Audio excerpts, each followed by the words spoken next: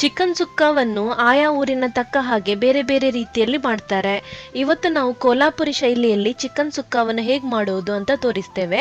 ಈ ಸುಕ್ಕವನ್ನು ಜೋಳದ ರೊಟ್ಟಿ ಅಥವಾ ಚಪಾತಿ ಜೊತೆ ಸವಿಯಲಾಗುತ್ತದೆ. ಕೊಲ್ಹಾಪುರ ಕಡೆ ತಾಮ್ರ ರಸ ಮತ್ತು ಪಾಂಡ್ರ ರಸ ಅಂತ ಎರಡು ಬಗೆಯ ತಿಳಿಯಾದ ಗ್ರೇವಿಯನ್ನು ಚಿಕನ್ ಸ್ಟಾಕ್ ಇಂದ ಮಾಡ್ತಾರೆ. ಆ ಬೇಯಿಸಿದ ಕೋಳಿಯ ತುಂಡನ್ನು ಸುಕ್ಕ ಮಾಡಲಿಕ್ಕೆ ಉಪಯೋಗಿಸ್ತಾರೆ. ನಾವು ಈ ವಿಡಿಯೋದಲ್ಲಿ ಚಿಕನ್ ಸುಕ್ಕವನ್ನು ಮಾಡೋದು ಮಾತ್ರ ತೋರಿಸ್ತೇವೆ. ನಾನಿಲ್ಲಿ ಅರ್ಧ ಕೆಜಿಯಷ್ಟು ಕೋಳಿಯನ್ನು ತೆಗೆದುಕೊಂಡಿದ್ದೇನೆ. ಈ ಸುಕ್ಕ ಮಾಡಲಿಕ್ಕೆ ಬೋನ್ ಇರುವ ಕೋಳಿಯನ್ನು ತೆಗೆದುಕೊಳ್ಳಿ. ಮತ್ತೆ ಈ ರೀತಿ ಮೀಡಿಯಂ ಸೈಜ್ನ ತುಂಡುಗಳನ್ನಾಗಿ ಕಟ್ ಮಾಡ್ಕೊಳ್ಳಿ. ನೀವು ಇದೇ ರೆಸಿಪಿಯನ್ನು ಫಾಲೋ ಮಾಡಿಕೊಂಡು ಮಟನ್ ಸುಕ್ಕವನ್ನು ಸಹ ಮಾಡಬಹುದು. ನಾನು ಒಂದು ಸಾಸ್ ಪ್ಯಾನ್ಗೆ ಈ ಕೋಳಿ ತುಂಡುಗಳನ್ನೆಲ್ಲ ಹಾಕ್ಕೊಳ್ತೇನೆ. ಇದಕ್ಕೆ 1 ಟೀ ಸ್ಪೂನ್ ಅಷ್ಟು ಉಪ್ಪನ್ನು ಹಾಕ್ಕೊಳ್ಳಿ. ನಾನಿದಕ್ಕೆ ಒಂದು ದೊಡ್ಡ ಗ್ಲಾಸ್ನಷ್ಟು ನೀರನ್ನು ಹಾಕ್ಕೊಳ್ತೇನೆ. ಆಕ್ಚುಲಿ ತಾಮ್ರ ರಸದಂತ ಗ್ರೇವಿಯನ್ನು ಮಾಡುವಾಗ ಇದಕ್ಕೆ ತುಂಬಾನೇ ನೀರನ್ನು ಹಾಕ್ತಾರೆ ಮತ್ತು ಇದರ ಜೊತೆಗೆ ವಿವಿಧ ಗರಂ ಮಸಾಲೆಯ ಪದಾರ್ಥಗಳು, ನೀರುಳ್ಳಿಯನ್ನೆಲ್ಲ ಹಾಕಿ ಬೇಯಿಸಿ ಚಿಕನ್ ಸ್ಟಾಕ್ ಅನ್ನು ಕಲೆಕ್ಟ್ ಮಾಡ್ತಾರೆ. ನಾವಿಲ್ಲಿ ಚಿಕನ್ ಸುಕ್ಕವನ್ನು ಮಾತ್ರ ಮಾಡೋದ್ರಿಂದ ನಮಗೆ ಅಷ್ಟು ಸ್ಟಾಕ್ ಅಗತ್ಯವಿಲ್ಲ. ಹಾಗಾಗಿ 1 ಗ್ಲಾಸ್ನಷ್ಟು ಇದಕ್ಕೆ ನೀರನ್ನು ಹಾಕೊಂಡು ಸಣ್ಣ ಊರಿನಲ್ಲಿ 10-15 ನಿಮಿಷ ಬೇಯಲಿಕ್ಕೆ ಬಿಡಿ. ಅಷ್ಟರಲ್ಲಿ ನಾವು ಬೇರೆ ತಯಾರಿಗಳನ್ನು ಮಾಡೋಣ.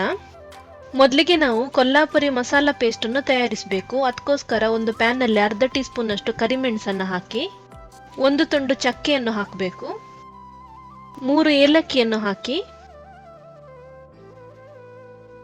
5 ಲವಂಗವನ್ನು ಹಾಕ್ತೇನೆ,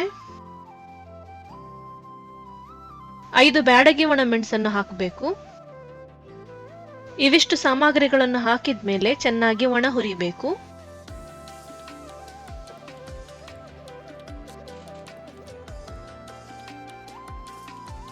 ಇದಕ್ಕೀಗ ಅರ್ಧ ಟೀ ಸ್ಪೂನ್ ಅಷ್ಟು ಜೀರಿಗೆಯನ್ನು ಹಾಕಿ, ಅರ್ಧ ಟೀ ಸ್ಪೂನ್ ಅಷ್ಟು ಶಾಜೀರವನ್ನು ಹಾಕಬೇಕು.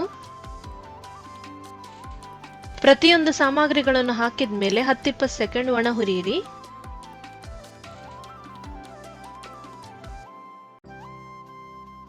ಒಂದು ಟೇಬಲ್ ಸ್ಪೂನ್ ಅಷ್ಟು ಕೊತ್ತಂಬರಿ ಬೀಜಗಳನ್ನು ಹಾಕಬೇಕು. 1 ಟೇಬಲ್ ಸ್ಪೂನ್ ಅಷ್ಟು ಬಿಳಿ ಎಳ್ಳನ್ನು ಹಾಕಿ ಪುನಃ ಇದನ್ನು ಹುರಿದುಕೊಳ್ತೇನೆ. ಒಂದು ಸಣ್ಣ ಬೌಲ್ನಷ್ಟು ಒಣ ಕೊಬ್ಬರಿಯನ್ನು ಹಾಕಬೇಕು.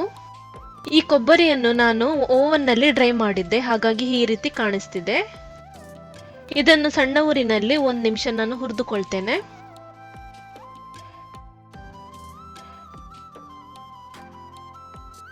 ಇದಕ್ಕೆ ಅರ್ಧ ಟೀ ಸ್ಪೂನ್ ಅಷ್ಟು ಗಸಗಸೆಯನ್ನು ಹಾಕಬೇಕು.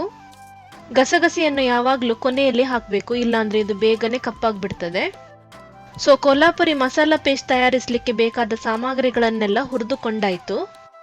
ನಾನೀಗ ಗ್ಯಾಸ್ ಅನ್ನು ಆಫ್ ಮಾಡಿಕೊಂಡು ಇದನ್ನೆಲ್ಲ ಒಂದು ಪ್ಲೇಟ್ಗೆ ವರ್ಗಾಯಿಸ್ಕೊಳ್ತೇನೆ. ಇದನ್ನು ಸದ್ಯಕ್ಕೆ ತಣ್ಣಗಾಗ್ಲಿಕ್ಕೆ ಬಿಡೋಣ, ನಂತರ ಇದನ್ನು ರುಬ್ಬಿಕೊಳ್ಳೋಣ.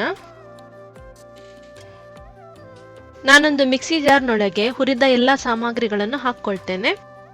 ಮೊದಲಿಗೆ ಒಣಮೆಣಸನ್ನು ಸಪರೇಟ್ ಆಗಿ ಹಾಕ್ತೇನೆ, ನಂತರ ಹುರಿದ ಉಳಿದ ಸಾಮಗ್ರಿಗಳನ್ನು ಹಾಕ್ಕೊಳ್ತೇನೆ.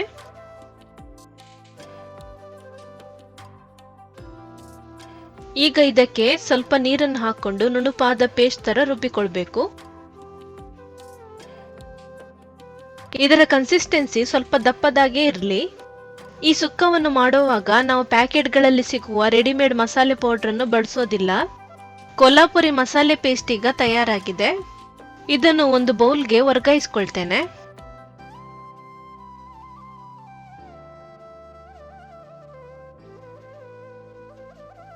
ಈ ಮಸಾಲೆ ಪೇಸ್ಟ್ಗೆ 1/4 ಅರ್ಧ ಟೀ ಸ್ಪೂನ್ ಅಷ್ಟು ಜಾಯಿಕಾಯಿ ಪುಡಿಯನ್ನು ಸೇರಿಸಿಕೊಳ್ಳಿ. ಇದನ್ನೀಗ ಚೆನ್ನಾಗಿ ಬೆರೆಸ್ಕೊಳ್ಬೇಕು. ನಿಮಗೆ ಅಥೆಂಟಿಕ್ ಕೊಲ್ಹಾಪುರಿ ಚಿಕನ್ ಸುಕ್ಕಾದ ಟೇಸ್ಟ್ ಬರಬೇಕು ಅಂದ್ರೆ ನೀವು ಇದರಲ್ಲಿ ಹೇಳಿದ ಯಾವುದೇ ಸಾಮಗ್ರಿಗಳನ್ನು ಸ್ಕಿಪ್ ಮಾಡಬಾರದು. ನಾವೀಗ ನೀರುಳ್ಳಿ, ಶುಂಠಿ, ಬೆಳ್ಳುಳ್ಳಿಯ ಪೇಸ್ಟ್ ಅನ್ನು ತಯಾರಿಸಬೇಕು. ಅದು ಹೇಗೆ ಅಂತ ನೋಡೋಣ. ನಾನಿಲ್ಲಿ ಒಂದು ದೊಡ್ಡ ಗಾತ್ರದ ಈರುಳ್ಳಿಯನ್ನು ಈ ರೀತಿ ಸ್ಲೈಸ್ ಮಾಡಿಕೊಂಡು ಸ್ವಲ್ಪ ಎಣ್ಣೆಯಲ್ಲಿ ಫ್ರೈ ಮಾಡಿಕೊಂಡಿದ್ದೇನೆ. ಇದನ್ನು ಸೇಮ್ ಮಿಕ್ಸಿ ಜಾರ್ಗೆ ಹಾಕೊಳ್ಳಿ. ಇದಕ್ಕೆ 7-8 ಬೆಳ್ಳುಳ್ಳಿ ಎಸಳುಗಳನ್ನು ಫ್ರೈ ಮಾಡ್ಕೊಂಡು ಹಾಕಬೇಕು. ಈ ಪೇಸ್ಟ್ಗೆ ಹಾಕುವ ಎಲ್ಲಾ ಸಾಮಗ್ರಿಗಳನ್ನು ಹುರಿದುಕೊಂಡು ಹಾಕಿದ್ರೆ ಚೆನ್ನಾಗಿರ್ತದೆ. ಇದಕ್ಕೆ 1 ಇಂಚಿನಷ್ಟು ಶುಂಠಿಯನ್ನು ಸ್ವಲ್ಪ ಎಣ್ಣೆಯಲ್ಲಿ ಹುರಿದುಕೊಂಡು ಹಾಕಿ.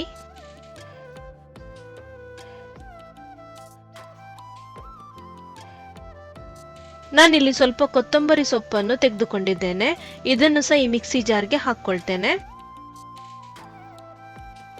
ಇದಕ್ಕೆ ಸ್ವಲ್ಪ ಸ್ವಲ್ಪನೇ ನೀರನ್ನು ಹಾಕೊಂಡು ಆದಷ್ಟು ನುಣುಪಾಗಿ ರುಬ್ಬಿಕೊಳ್ಳಿ. ಈ ಪೇಸ್ಟ್ ಅನ್ನು ತಯಾರಿಸಲಿಕ್ಕೆ ಕೇವಲ 4 ಸಾಮಗ್ರಿಗಳು ಸಾಕು. ಆದರೆ ಕೊತ್ತಂಬರಿ ಸೊಪ್ಪನ್ನು ಬಿಟ್ಟು ಉಳಿದ ಎಲ್ಲಾ ಸಾಮಗ್ರಿಗಳನ್ನು ಸ್ವಲ್ಪ ಎಣ್ಣೆಯಲ್ಲಿ ಚೆನ್ನಾಗಿ ಹುರಿದುಕೊಳ್ಬೇಕು. ನಾವು ಈ ಎರಡೂ ಪೇಸ್ಟ್ ಅನ್ನು ತಯಾರಿಸಿಕೊಂಡ ಬಳಿಕ ಒಲೆಯಲ್ಲಿ ಚಿಕನ್ ಅನ್ನು ಬೇಯಿಸ್ಲಿಕ್ಕೆ ಇಟ್ಟಿದ್ದು ಏನಾಗಿದೆ ಅಂತ ನೋಡೋಣ. ನಾನಿದನ್ನು ಆದಷ್ಟು ಸಣ್ಣ ಊರಿನಲ್ಲಿ ಇಟ್ಟಿದ್ದೆ. ಚಿಕನ್ ಈಗ ಚೆನ್ನಾಗಿ ಬೆಂದಿದೆ ಮತ್ತು ಇದರ ಸ್ಟಾಕ್ ಅನ್ನು ಬಿಸಾಡಬೇಡಿ. ಇದೇ ನೀರನ್ನು ನಾವು ಸುಕ್ಕಕ್ಕೆ ಬಳಸ್ತೇವೆ. ಈಗ ಗ್ಯಾಸ್ ಅನ್ನು ಆಫ್ ಮಾಡಿಕೊಂಡು ಸದ್ಯಕ್ಕೆ ಇದನ್ನು ಬದಿಗಿಡೋಣ.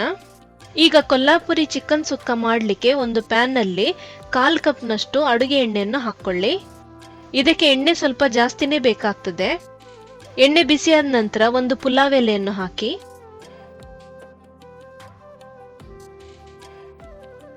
ಒಂದು ದೊಡ್ಡ ಗಾತ್ರದ ನೀರುಳ್ಳಿಯನ್ನು ಸಣ್ಣಗೆ ಹೆಚ್ಚಿಕೊಂಡಿದ್ದಕ್ಕೆ ಹಾಕಬೇಕು. ನೀವು ಮೀಡಿಯಂ ಉರಿನಲ್ಲಿ ಈ ಈರುಳ್ಳಿ ಸ್ವಲ್ಪ ಕಂದು ಬಣ್ಣ ತಿರುಗುವ ತನಕ ಚೆನ್ನಾಗಿ ಫ್ರೈ ಮಾಡಬೇಕು.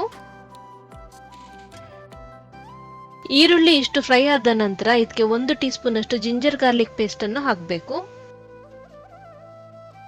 ಇದರ ಕಚ್ಚಾ ವಾಸನೆ ಹೋಗುವ ತನಕ ಚೆನ್ನಾಗಿ ಹುರಿದುಕೊಳ್ಳಿ.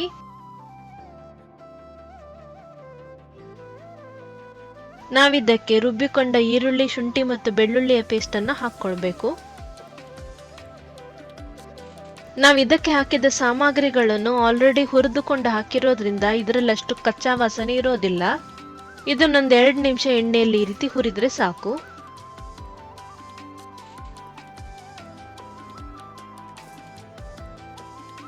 ಈಗ ಇದಕ್ಕೆ ಕೊಲ್ಹಾಪುರಿ ಮಸಾಲೆ ಪೇಸ್ಟ್ ಅನ್ನು ಹಾಕಿ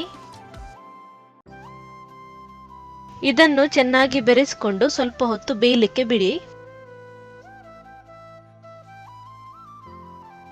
ನಾನು ರುಬ್ಬಿಕೊಂಡ ಮಿಕ್ಸಿ ಜಾರ್ಗೆ ಸ್ವಲ್ಪನೇ ನೀರನ್ನು ಹಾಕೊಂಡು ಇದಕ್ಕೆ ಹಾಕ್ತಿದ್ದೇನೆ. ಇದಕ್ಕೆ ಜಾಸ್ತಿ ನೀರನ್ನು ಈಗ ಹಾಕಬೇಡಿ, ಯಾಕಂದ್ರೆ ನಾವು ಚಿಕನ್ ಬೇಯಿಸಿದ ನೀರನ್ನು ಹಾಕ್ಲಿಕ್ಕಿದ್ದೇವೆ.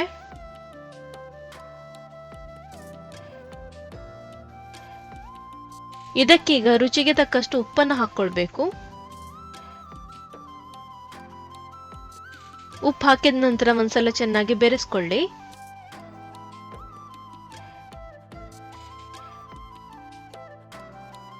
ನಾನಿಲ್ಲಿ ಖಾರದ ಪುಡಿಯನ್ನು ಹಾಕ್ತಿದ್ದೇನೆ. ನಿಮ್ಗೆ ಎಷ್ಟು ಖಾರ ಬೇಕೋ ಅದರ ತಕ್ಕ ಹಾಗೆ ಹಾಕ್ಕೊಳ್ಳಿ.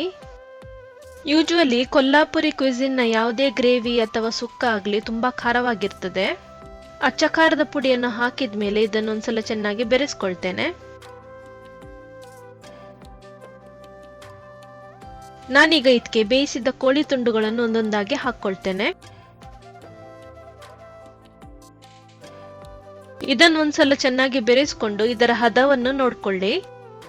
ಸುಕ್ಕ ಯಾವಾಗ್ಲೂ ತುಂಬಾ ದಪ್ಪಗಾದ ಕನ್ಸಿಸ್ಟೆನ್ಸಿನಲ್ಲಿ ಇರ್ತದೆ. ಹಾಗಾಗಿ ಇದಕ್ಕೆ ಜಾಸ್ತಿ ಲಿಕ್ವಿಡ್ ಅನ್ನು ನಾವು ಸೇರಿಸಬಾರದು.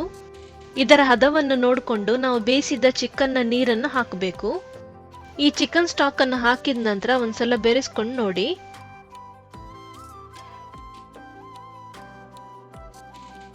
ಇದು ಈಗ ಈ ರೀತಿ ಕನ್ಸಿಸ್ಟೆನ್ಸಿನಲ್ಲಿದೆ. ನಾನು ತುಂಬಾ ತೆಳು ಮಾಡಲಿಕ್ಕೆ ಹೋಗಲಿಲ್ಲ. ಇದಕ್ಕೆ ಮುಚ್ಚಳವನ್ನು ಹಾಕೊಂಡು ಮೀಡಿಯಂ ಮತ್ತು ಸಣ್ಣ ಉರಿಯ ನಡುವೆ 10 ನಿಮಿಷ ಬೇಯಿಸಿಕೊಳ್ಳಿ. 10 ನಿಮಿಷದಲ್ಲಿ ಚಿಕನ್ ಮತ್ತು ಮಸಾಲೆಯ ಫ್ಲೇವರ್ ಚೆನ್ನಾಗಿ ಸೇರ್ಕೊಂಡಿರ್ತದೆ. ಮತ್ತೆ ಕನ್ಸಿಸ್ಟೆನ್ಸಿನಲ್ಲೂ ದಪ್ಪಗಾಗಿದೆ. ಕೊನೆಯದಾಗಿ ಇದನ್ನು ಒಂದ್ಸಲ ಚೆನ್ನಾಗಿ ಬೆರೆಸ್ಕೊಳ್ಳಿ.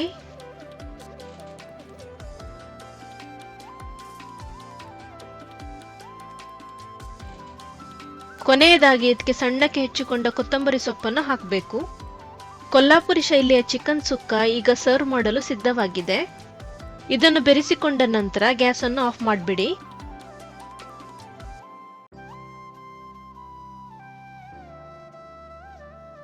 ಕೊಲ್ಹಾಪುರಿ ಶೈಲಿಯಲ್ಲಿ ಸರ್ವ್ ಮಾಡುವಾಗ ಈ ಚಿಕನ್ ಸುಕ್ಕಾದ ಜೊತೆಗೆ ಚಪಾತಿ ಅಥವಾ ಜೋಳದ ರೊಟ್ಟಿ, ಪಂಡ್ರ ರಸ ಮತ್ತು ತಾಮ್ಡ ರಸ ಇರ್ತದೆ. ಇದು ಅಕ್ಕಿ ರೊಟ್ಟಿ ಜೊತೆಗೂ ಚೆನ್ನಾಗಿರ್ತದೆ. ಈ ಕೊಲ್ಹಾಪುರಿ ಚಿಕನ್ ಸುಕ್ಕಾದ ರೆಸಿಪಿಯನ್ನು ನೀವು ಟ್ರೈ ಮಾಡಿ ಮತ್ತು ನಿಮ್ಮ ಅನಿಸಿಕೆಯನ್ನು ಕಮೆಂಟ್ ಮೂಲಕ ತಿಳಿಸಿ. ನಾವು ಮುಂದಿನ ವಿಡಿಯೋದಲ್ಲಿ ಹೊಸ ರೆಸಿಪಿಯೊಂದಿಗೆ ಭೇಟಿಯಾಗೋಣ. ನಿಮಗೆಲ್ಲರಿಗೂ ನಮಸ್ಕಾರಗಳು.